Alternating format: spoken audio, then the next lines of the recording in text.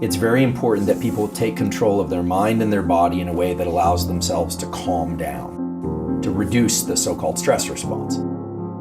You're too activated, you're too alert, you're too agitated, and you want to be less alert, less activated, and less agitated. When we're too activated and we want to calm down, and we're trying to say, okay, calm down, don't say the thing that you shouldn't say, don't do the thing you shouldn't do. And then there's the other kind of limbic friction, which is the world is happening really fast and we feel buried, we're overwhelmed, and we need to get more activated.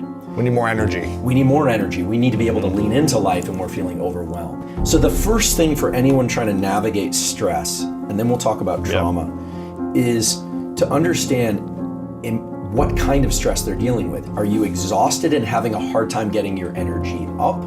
Or is your energy too high and you're having a hard time getting your energy down? Because the solutions to those are often quite different.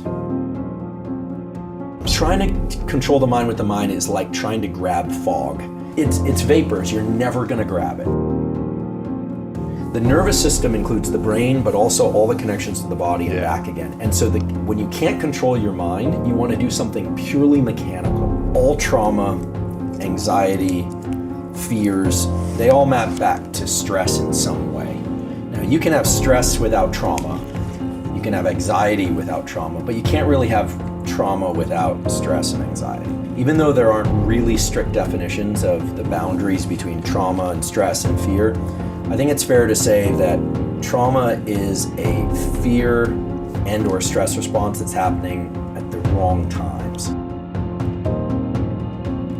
Right? It's sort of carrying over from an experience. It's making life uncomfortable or in some cases exceedingly challenging. On the other side of things, when you're feeling overwhelmed and fatigued, there are two ways to approach that. First is the kind of foundation of fatigue, which is almost always poor sleep and scheduling of sleep. This is something that doesn't get discussed a lot, and I don't think I've discussed this on any podcast previously. But getting better at sleeping is a whole set of practices. But sleep is a slow tool. It's not a real-time tool, because if you're feeling exhausted and you have to get up and have your day, deal with children, deal with work, deal with life, we can talk about how to get better at sleeping, but in real time, what you want to do is you want to bring more alertness into the system, focus and alertness. The way to do that is to take advantage of a very well-established medical fact. All medical students learn this, all MDs know this, which is that there's a direct relationship between how you breathe and your heart rate. So when we inhale, it almost feels like everything's moving up. But actually what happens is our diaphragm moves down. When that happens, our heart literally gets a little bit bigger. The volume of the heart gets a little bit bigger, which means that whatever blood in there is moving per unit time a little bit slower. And there's a set of neurons in the heart called the sinoatrial node that sends a signal to the brain and says, hey, blood flow is slowing down. And the brain sends a signal back to the heart and says, okay, let's speed up, and speeds up the heart rate. So the short, concise way to put it is when you inhale more vigorously or longer, you're speeding up your heart rate. This actually, there's a name for it in the medical community, but the important thing to understand is as you inhale, you're sending a neural signal to the heart to speed up. And when you exhale, the diaphragm moves up, the heart gets a little bit smaller, literally because there's less space there.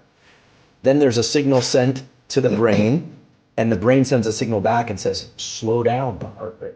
So if you want to become more alert, you actually can just simply make your inhales a little bit more vigorous or a little bit longer than your exhale. Longer or more vigorous inhales will speed up your heart rate and make you more alert. Longer or more vigorous exhales will slow down your heart rate and make you less alert. The repetitive breathing more quickly and deeply, this kind of thing, or some variant of that, all through the mouth or all through the nose, brings up the heart rate and causes the adrenal glands, which sit right above the kidneys, to secrete adrenaline. They make you more alert. And you see these big inflections in heart rate when people do this.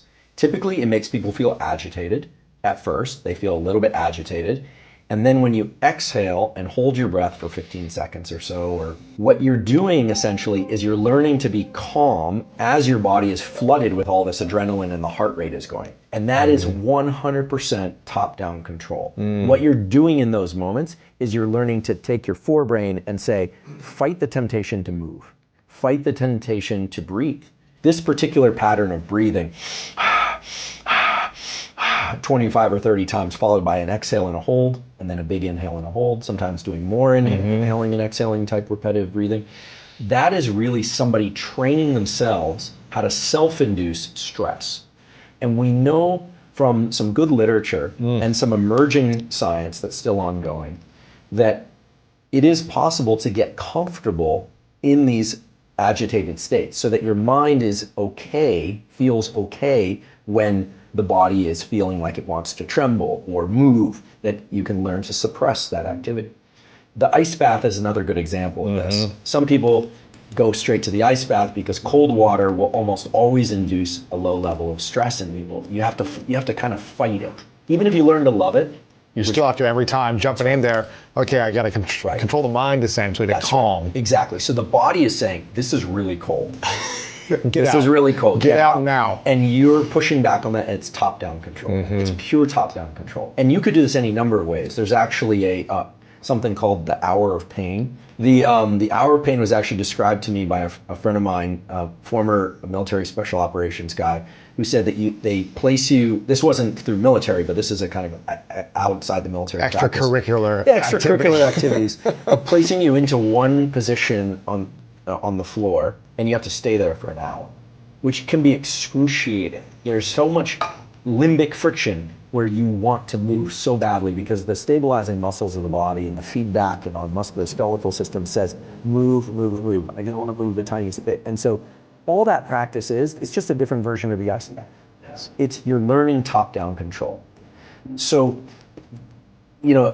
long exhale breathing, lying down on your back, completely relaxing your body, learning to completely turn off thinking, which sounds hard, but you can learn how to do it very quickly if you do that practice for about 10 minutes a day. Yeah.